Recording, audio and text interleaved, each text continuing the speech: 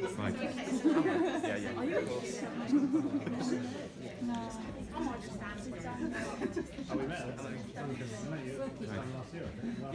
Oh, so I'm moving. We're doing something. Who's introducing all things? The steps round there, so I have to go sit the steps in these. Somebody used to say ring the bell. Okay. Good evening, everybody. Yeah, you're all here this evening to support the author of I Did It For Us, Alison Bruce. I'm also here to support my mum, and I love her very much. And throughout her writing career, she has supported me and my brother the Dean with our ambitions, and I'm really grateful for that.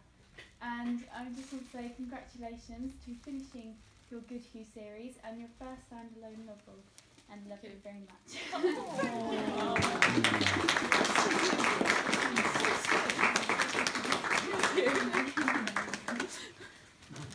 Oh, is that nice?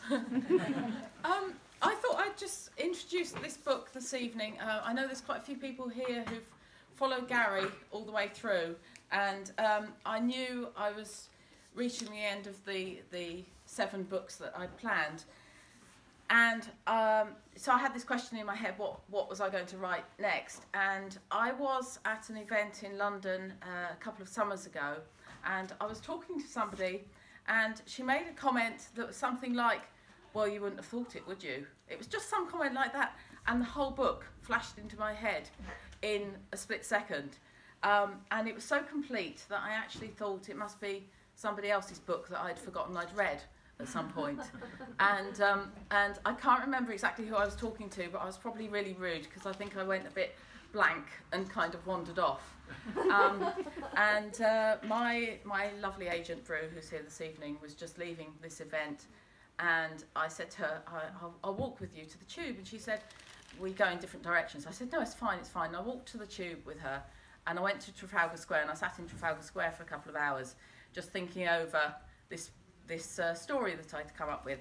And then Brew rang me the next day and said, are you okay? Because you seemed a bit odd last night. And I explained, and she said, well, write it down. And I wrote it down, and my publishers, I'm delighted to say, sort of signed me to write this book almost immediately.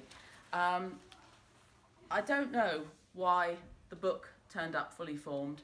It was kind of a sort of inspirational gift, if you like. I wish every book did that. Normally I'm slogging away with the plot, going backwards and forwards, moving things around for quite a long time. But I sat down and I wrote this book from end to end. And it's the story of a girl called Emily.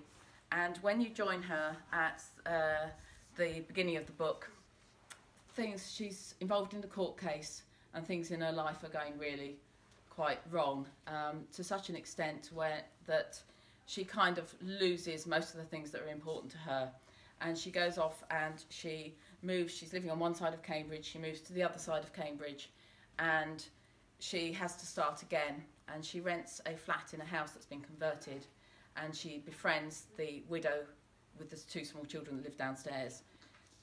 Quite soon this woman downstairs has got a new boyfriend, and she becomes obsessed with the idea that the boyfriend is a danger to either the woman or the children, and that's all I'll say about the book. I'm really pleased with this book. I really hope you enjoy it too. It is quite good, different from the Good Hugh series. Cambridge does feature a little bit, but not as much as some of the other books. I guess that's really all I want to say about it, apart from obviously you're here because you're going to read it, so I really do hope you enjoy it. And then hopefully join me for the next one next year. So, okay, thank you all very much. I just can't get enough of you, babe. Sue, you got to queue up again.